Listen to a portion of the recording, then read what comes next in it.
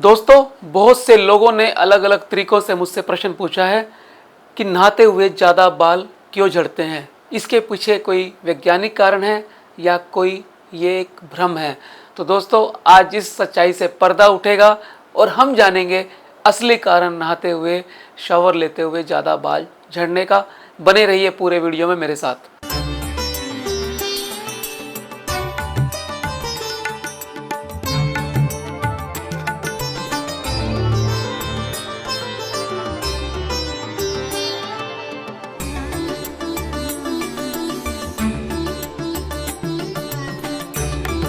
दोस्तों, हमारे बालों का एक जीवन चक्र होता है और इस जीवन चक्र यानी लाइफ साइकिल के मुताबिक हर रोज एक व्यक्ति के बाल 50 से 100 तक झड़ना नॉर्मल होता है।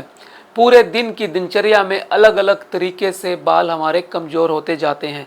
आज हम वो जानेंगे थोड़ी देर में कि बाल कमज़ोर क्यों होते हैं। इसी वजह से जब हम नहाते हैं तो वो कमज़ोर हुए बाल एकदम इकट्ठा हमें नज़र आते हैं।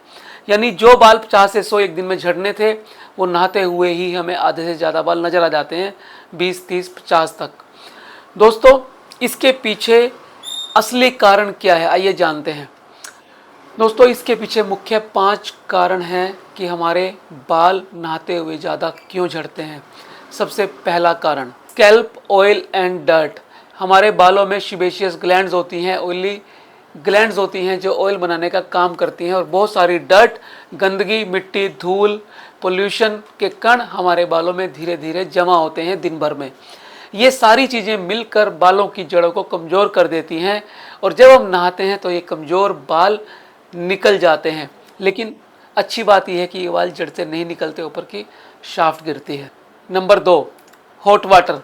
अक्सर ज़्यादा गर्म पानी से जब हम स्नान करते हैं तो बालों की जड़ें कमज़ोर हो जाती हैं और बाल नहाते हुए उनको छोड़ देता है। इस वजह से हमें बाल ज़्यादा झड़ते हुए दिखते हैं गर्म पानी से। Number 3, harsh shampoo and chemicals. दोस्तों, जब हम ज़्यादा सल्फेट वाले शैम्पू इस्तेमाल करते हैं या ज़्यादा केमिकल से भरे हुए शैम्पू इस्तेमाल करते हैं तो हमारे बालों की जड़ें कमज़ोर हो जाती हैं, जिससे ज़्यादा बाल झड़ते हैं, बाल फ्रीजी भी हो जाते हैं। चौथा कारण है स्ट्रेस एंड डाइट। जब हम ज़्यादा तनाव में होते हैं या ज़्यादा अच्छा भोजन नहीं ले पाते, संतुलित भोजन नहीं ले पाते, तब भी बाल कमज़ोर होकर झड़ने लगते हैं, क्योंकि स्ट्रेस में कोर्टिसोल हार्मोन बन जाता है और वो बालों को पतला कर देता है। ऐसे ही भोजन की कमी से, भोजन में जो तत्व मिलने चाहिए वो ना मिलने की वजह से भी बाल कमज़ोर हो जाते हैं और झड़ जाते हैं। पाँचवा कारण है मेडिकल कंडीशन। दोस्तों, अलग अलग शरीर की समस्याएं जैसे हार्मोनल पीसीओडी या थायराइड या फिर एलोपेशिया एरियाटा या सिबोरिक डर्मेटाइटिस आदि कंडीशन के अंदर भी बाल कमज़ोर होते हैं और नहाते हुए वो ज़्यादा झड़ते नज़र आते हैं। तो दोस्तों, ये थे वो 5 कारण जिनकी वजह से हमारे बाल ज़्यादा झड़ते हैं नहाते हुए, और हमें महसूस होता है कि नहाते हुए हमारे बहुत ज़्यादा बाल निकल गए हैं। लेकिन होता ये है कि पूरे दिन में जो बाल झड़ने होते हैं 50 से 100, वो नहाते हुए ही ज़्यादा निकल जाते हैं। पूरे दिन में वो बाल हमें कम झड़ते हुए नज़र आते हैं। तो इस कारण से टोटल बाल जो दिन में झड़ने चाहिए वो नहाते समय ज़्यादा झड़ जाते हैं, गीले पानी की वजह से, क्योंकि कुछ हाइड्रोजन बॉन्ड टूट जाते हैं, और बाकी ये 5 कारण उसमें एग्रीवेटिंग फैक्टर्स की तरह से काम करते हैं। तो दोस्तों, यदि हम इन बाल झड़ने को कम करना चाहते हैं नहाते हुए, तो हमें कुछ काम करने होंगे। तनाव से बचने के लिए मेडिटेशन करना होगा। एक मेडिटेशन मैंने डेवलप किया है, स्कैल्प टू सोल मेडिटेशन। वो मेडिटेशन का लिंक आपको यूट्यूब पे मिल जाएगा। उसके लिए मैंने एक वीडियो बनाया है। इस मेडिटेशन के लिए मैंने एक किताब, ये स्कैल्प टू सोल मेडिटेशन भी लिखी है। ये भी आपको अमेज़न, फ्लिपकार्ट से मिल जाएगी, इसे भी आप पढ़ सकते हैं। इसके साथ साथ आप गर्म पानी से कम नहाइए। सर्दी आने वाली है तो ल्यूक वार्म वाटर, हल्का सा नवाया पानी इस्तेमाल करिए। ज़्यादा गंदगी से बचिए, धूल मिट्टी से बचिए। शैम्पू वो इस्तेमाल करिए जो हर्बल हो, आयुर्वेदिक हो, जिसमें कम केमिकल हो।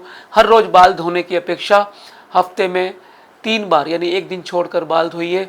और यदि बहुत ज़्यादा ड्राई स्किन है तो 2 बार बाल भी आप हफ्ते में धो सकते हैं। संतुलित भोजन लीजिए, पानी खूब पीजिए, नींद अच्छी लीजिए और स्वस्थ रहिए। तो दोस्तों, इस तरह से यदि आप ध्यान रखेंगे तो आपके बाल जो नहाते हुए ज़्यादा झड़ते हैं वो कम झड़ेंगे। मैं उम्मीद करता हूँ आज का वीडियो आपको अच्छा लगा होगा। ये एक नया टॉपिक था और अक्सर पूछे जाने वाला टॉपिक था, तो इसे आप शेयर कर दें ताकि और लोगों को भी पता लग जाए कि नहाते हुए बाल ज़्यादा क्यों झड़ते हैं। मिलते हैं अगले वीडियो में फिर एक नए विषय के साथ। तब तक के लिए नमस्कार।